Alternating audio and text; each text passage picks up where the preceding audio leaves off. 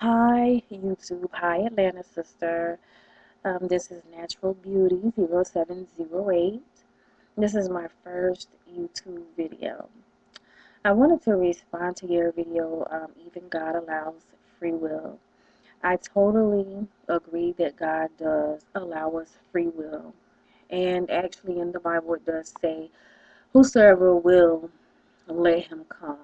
Now, God is not demanding that you serve him. He gives you the consequences of, not following him and not doing the things that are right, but he gives you a free will. He when he designed us, he made us creatures that would think on our own and make our own decisions. He could have made us all robots and we, all were gonna serve him and do what was right, but he gave us the blessing of having a free will.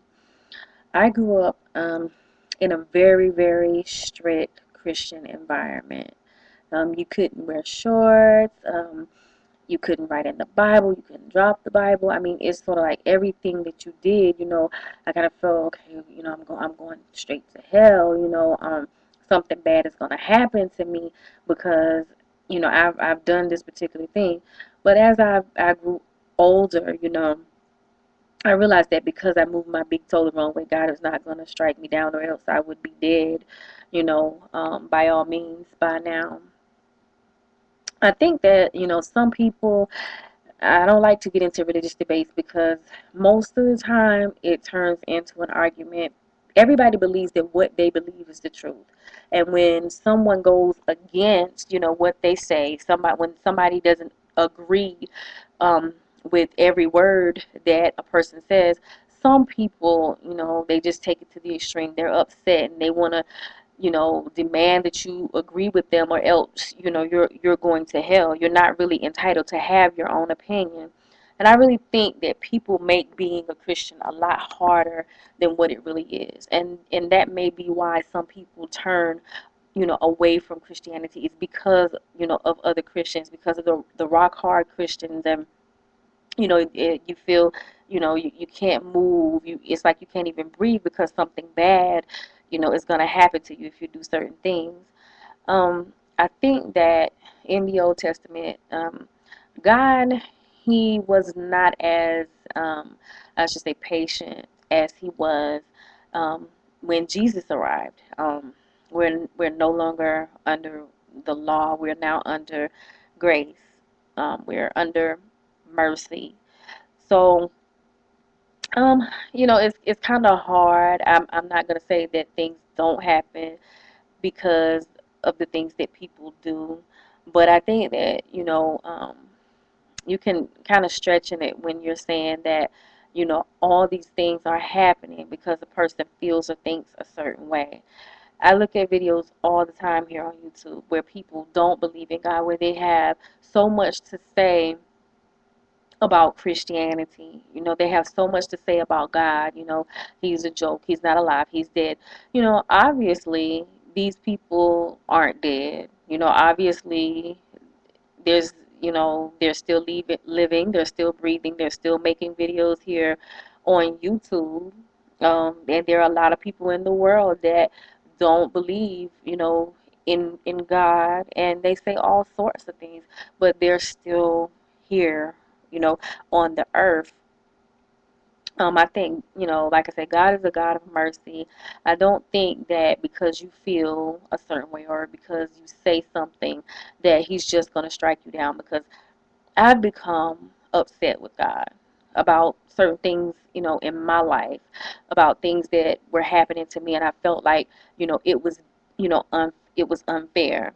And I've never said, well, I don't believe in you, but I have said, some pretty harsh things. My friends are like, girl, you're bold. I can't believe you're, talking to God that way. I can't believe you're expressing, how you feel the way that you are.